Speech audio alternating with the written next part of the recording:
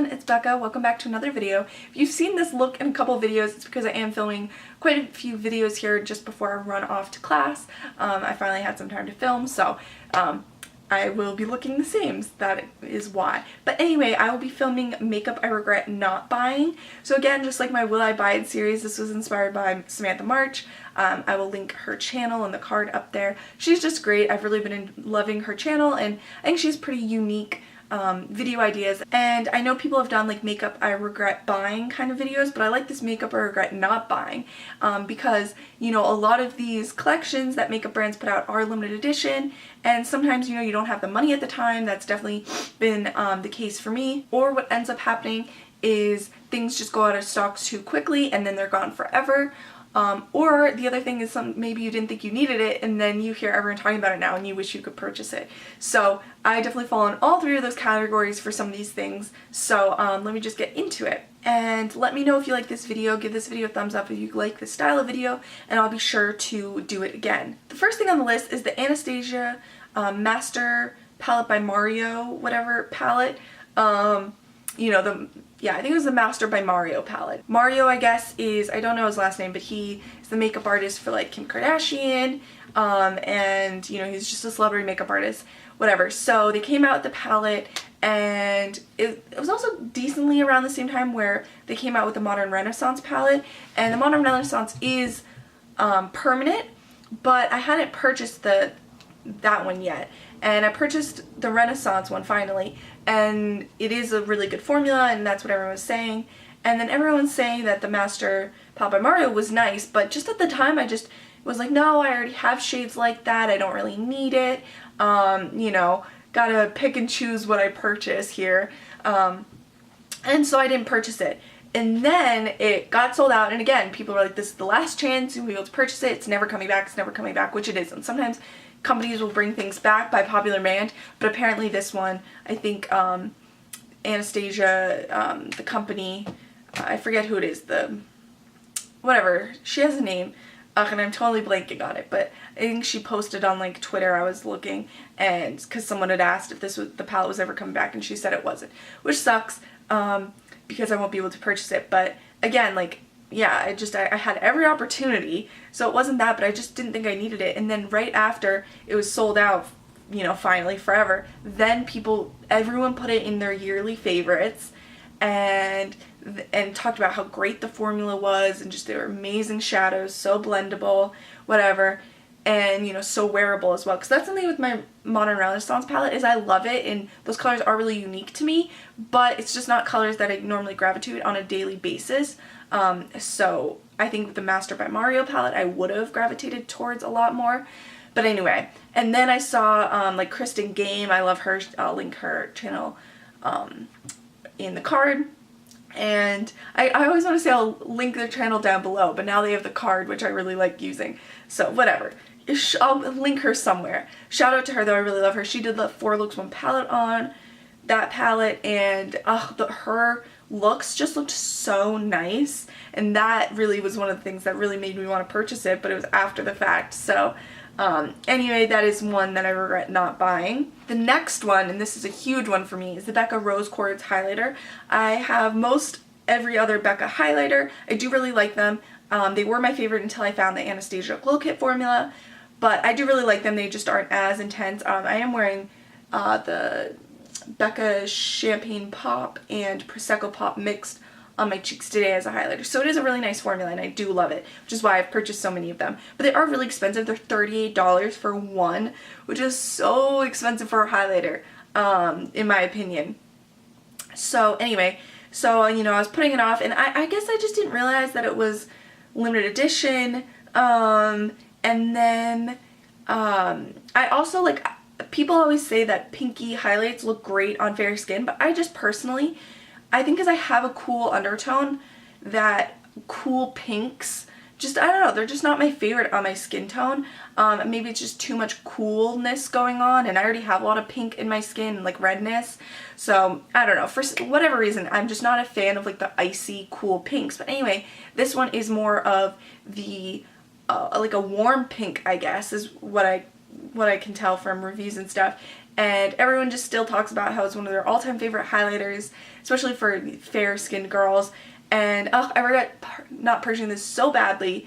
But again, it was just so expensive, and at the time I didn't want to spend that money. And then finally when I wanted to, I went into like Sephora inside JCPenney, and they had one left, but I didn't purchase it because I'd seen Temptalia do swatches, which I love Temptalia's website, and they had said that Becca Rose Quartz was similar to Anastasia, I think like Starburst or one of the Laura Geller blushes, or excuse me, highlighters, which I have both of them, so I thought, oh, okay, well, if it's similar, then cool, I guess I don't need it. I was trying to be good. But then I went home, I kept that swatch on my hand, and I went home, and they actually were very different, so the Becca Rose Quartz was unique to my collection, so I just still regret not buying that, but, you know, now it's definitely sold out, and that Sephora inside JCPenney that I went to was about an hour, 45 minutes to an hour away from my home, and I just didn't have time to go back, and so obviously I'm sure by now it's sold out, but anyway, so definitely regret not purchasing that. Okay, the next thing I really regret not purchasing is the Storybook Cosmetics. They were like the wizard wand brushes. Now they have the second set out, which is cool, but these first ones were inspired by the Harry Potter wands. And I was waiting to purchase them because, you know, I would have loved them for myself just as a collector and a lover of Harry Potter. But I was waiting because I, you know, wanted to make sure that they were good quality as well. Because, you know, sometimes these gimmicky products, like, the packaging's really nice, but then the quality isn't good. But by the time I had heard that people liked them, they just were sold out and unfortunately not coming back. And also I'm majorly kicking myself because that would have been literally the perfect gift for someone I know. And so I was just kicking myself because I was like, why didn't I think of that sooner? I finally thought of it when it was closer to Christmas time, and the brushes had already been sold out and weren't coming back. And I was just kicking myself because that literally would have been the perfect gift for this person. And I did hear that they were decent quality finally after the fact, but they do have, I believe it's permanent now, another collection of wizard wand brushes, but obviously for copyright issues, I think that's why they couldn't bring the Harry Potter ones back. So these ones still are nice, and I do hear that these ones again are decent quality. So at least they have those out, but it would have been cool to get the actual Harry Potter ones. Okay, the next thing I regret not purchasing this, so this one is my favorite all-time foundation, which is the Sephora Cushion Foundation. I think this is like starting to be discontinued, which stinks. It's literally the worst ever, but it had come out just when all the cushion stuff was coming out. It's the Sephora collection. I think it's the Wonderful Cushion. I believe is what the full name is called. But anyway, it came out in the States, I'm pretty sure, and I thought I saw someone review it. Whatever, great. Then it just wasn't on Sephora USA anymore. But at the time I was in France, and it was in France, so I was like, yeah, let me pick this up. I really want to try the cushion trend, whatever. Fell in love with it. But the problem with the cushion foundations is a lot of them have only a ½ ounce of foundation, so it's really not, especially because the cushion absorbs, you know, a little bit. So it's really not a lot of product. But, you know, so, and this was $20, so if you are comparing it to a full-size foundation, you're saying, you know, let's say a full-size foundation has 1 ounce and a typical high-end foundation is $40. This would still probably be the same per ounce or whatever. But anyway, I don't know, I just loved it, and I've been savoring it because I haven't been able to find it in the US, and then when I went abroad in Germany and London, I thought maybe I could pick it up, that they would have it in Europe, but they don't have Sephora's in either of those stores. So anyway, I was just kicking myself, and then even on the Sephora France website, I've seen that they are on sale. And then, and then I saw on the Sephora USA site, I was just scrolling through the sale section, and 2 of the colors were on sale randomly. So it looked like they had come back. I'm not even sure what's going on with the product, but anyway, it's just super hard to purchase wherever you are. But then I went on Amazon the other day, and I was able to pick up one last backup. It was like $22 maybe, or $23, $24, I don't know, just maybe a dollar or two more than you would actually pay for the product at original price. So not too bad in my opinion. So at least I'll have that backup, but I'm just really sad if this is going out of stock because it is one of my favorite foundations lately. So there's that. Okay, the next thing I regret purchasing is the Sephora collection in Pantone Universe. Radiant Orchid face palette.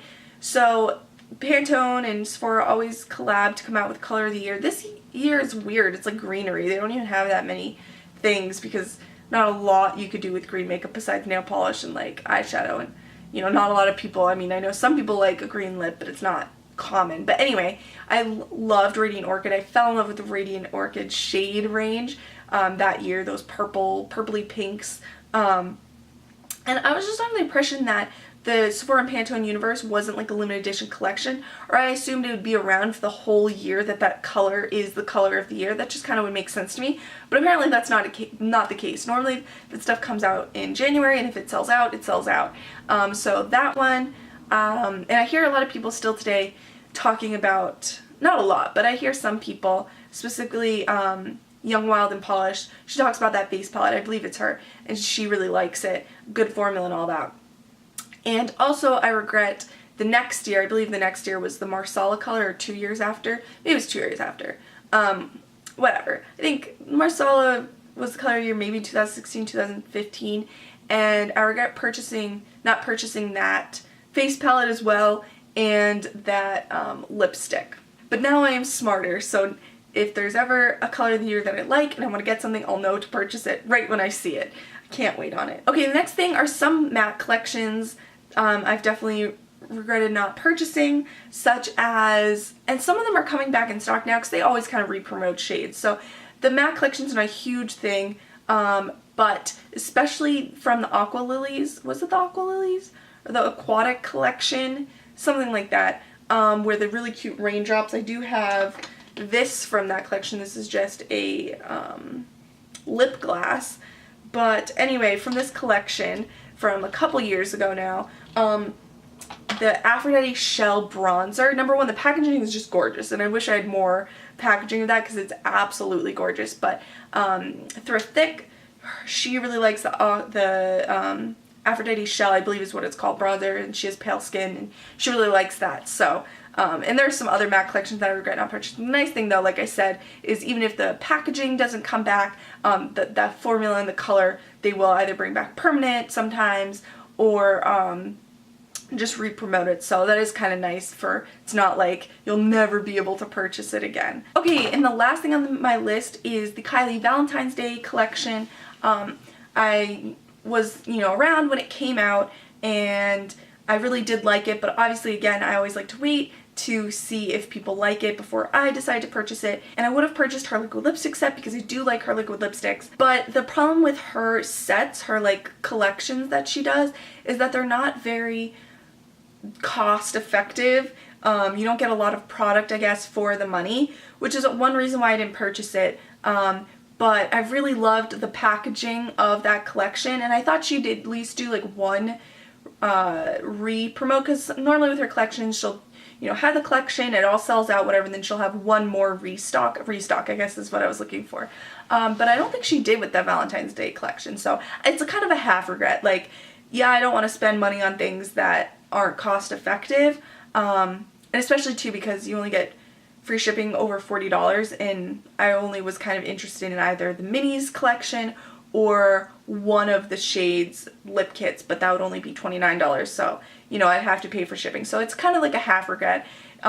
Money wise, I'm glad I didn't waste my money, but that packaging just looks so good, and you know, the colors as well did. So anyway, let me know down below what you guys regret not purchasing. I'm sure there are other things I'm not thinking about, but it's just kind of a fun video. I like hearing, you know, what people wish they had gotten, and also kind of on the other side of that, like makeup you regret buying. You know, you kind of just get both sides of the story. So anyway, I hope you guys are all doing well, and until next time, bye everyone.